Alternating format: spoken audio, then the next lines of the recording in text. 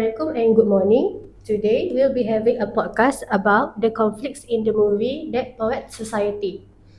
Today we have Aleeya Mysarah, Nur Anis Safiyyah and Nuratul Syifa with us today, and my name is Sakinah Sirajuddin and I will be the interviewer alongside my partner Rifqah. So without further ado, let's move on to the first question. So Aleeya Mysarah, how does student-centered learning influence student motivation and self-expression in traditional educational setting? Okay. First off, thank you so much for having me here. So to answer your question, first we need to understand what is student-centered learning, which is basically means a setting in a classroom where instead of the teacher just simply giving out instructions, they act more as a facilitator, helping their students take ownership of their own learning.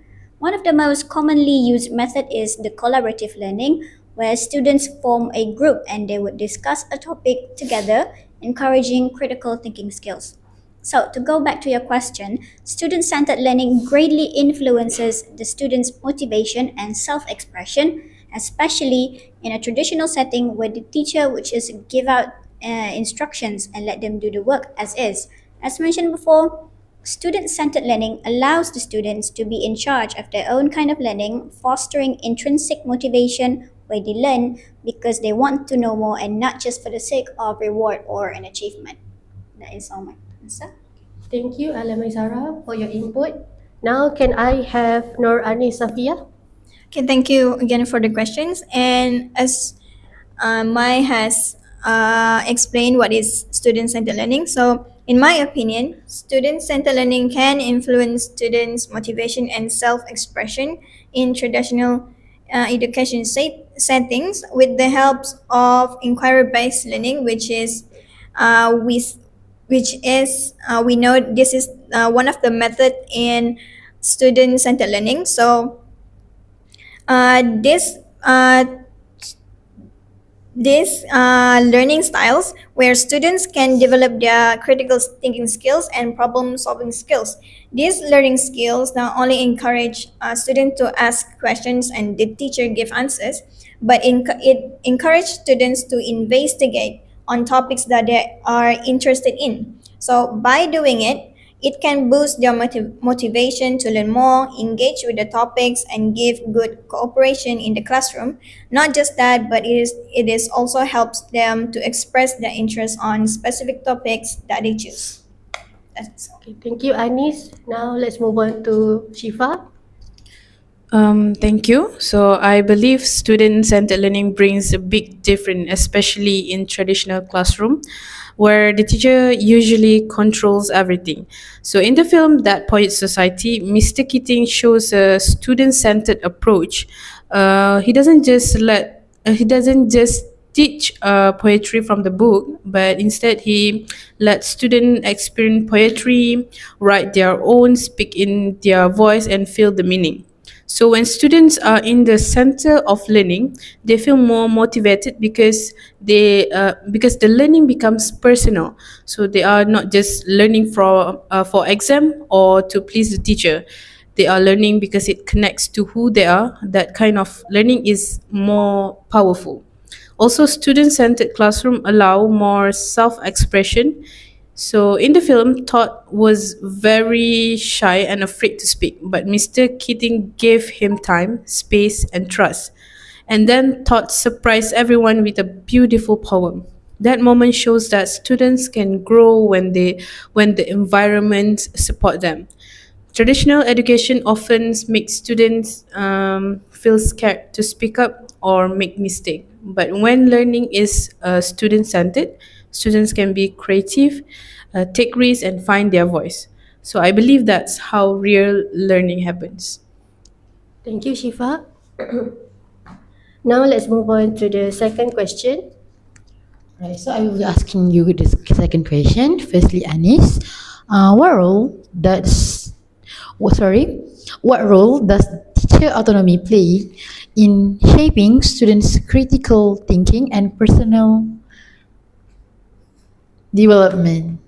Okay, thank you for the question. So, the role of the teacher's autonomy in shaping student critical thinking and personal development is to ask questions that make the students to brainstorm ideas and analyze information. One of the examples is open-ended questions. Instead of asking yes or no questions, it can be less motivated for the students to learn and give full attention in the classroom. Having these type of questions helps students to come up with new and interesting ideas from different point of views.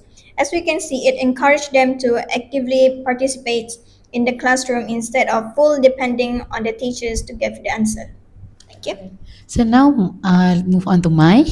Can you give me Okay. your opinion on this Sure, question? sure, of course. So, first we have to understand a teacher's role in a classroom setting is obviously to teach their students on how to think for themselves and let them form their own opinion, which greatly contributes to their critical thinking skills as well as personal development so they won't become passive learners. So, when a teacher has full autonomy, they can weave through the standardized curriculum and allow the students to ask open ended questions to allow them to think critically rather than just simply memorizing the facts because they need to. Thank you. Now, can Syifa answer my question? Yeah, sure. Wait. So can you read the questions again? Okay, Sorry. I will read again. What role does teacher autonomy play in shaping students' critical thinking and personal development? So I think teacher autonomy is very important because it gives teachers the chance to teach in way that helps student think deeply. In the movie, okay, Mr. Keating was a great example. He didn't only follow the textbook or the school expectation. He used new ideas to make students think for themselves. For example, he told them to stand on the desk to see the world from a different view. That kind of activity helps students to question what they see, to look at things differently. This is critical thinking. It doesn't come from memorizing, it comes from being curious and reflective, and the teacher plays a big part in guiding that. So when teachers have freedom, they can adjust their teaching to fit the students' needs, emotion, and dreams. And in the film, because Mr. Keating was free to teach in his own way, Niall gained the courage to follow his passion for acting. So I believe teacher autonomy helps not only with academic thinking but also personal growth. And if teachers are trusted and supported, they can inspire students to think independently and become confident individuals. Alright, thank you for the wonderful answers. So the last question. So let's move on to the last question. How does the interaction between students and John Keating in the film reflect Vygotsky's idea of social interaction as central to cognitive development? Okay, thank you for the question. Now, Lev Vygotsky emphasized that interaction is an integral part of learning, which is what Mr. Keating was doing throughout the entire movie. So instead of just giving out questions based on the standardized textbook, he instead encouraged open discussion, coaxing his students to think outside of the box, which is obviously very good for their cognitive development as it again encourages critical thinking skills. So, Mr. Keating's teaching style follows closely to what Vygotsky's belief that students learn best through guided interaction, and his method helps the students to get out of the traditional teaching method where all answers are already in the curriculum because he wanted his students to become free thinkers. Thank you, Aleeya Mysarah, for the wonderful input. So next, can I have Anis Safiyyah? Thank you. So in this movie, Dead Poet Society, Miss Kidding, who was a English teacher who has come up with new teaching styles where he would guide his students to explore new ideas and break free from traditional teaching styles. So Miss Kidding would have a discussion and would let the students to share experience among themselves, which helped them to see other different views, which is they have an interactions between themselves, which reflects to the Vygotsky's ideas of social interactions. So the students were able to achieve more with the guidance and support from Miss Keating. So this actually helps them to develop their cognitive and personal growth, where they're able to use their critical thinking skills, and with the help of Miss Kiddings, with the help of Miss Kiddings. Thank you. Thank you, Anis. Now, what about you, Syifa? So, yes, I find this connection very interesting. Vygotsky said that learning happens first through social interaction. That means students grow by talking, sharing, and working with others before they fully understand something by themselves. In the film, Mr. Keating interacts with students in a way that support his idea.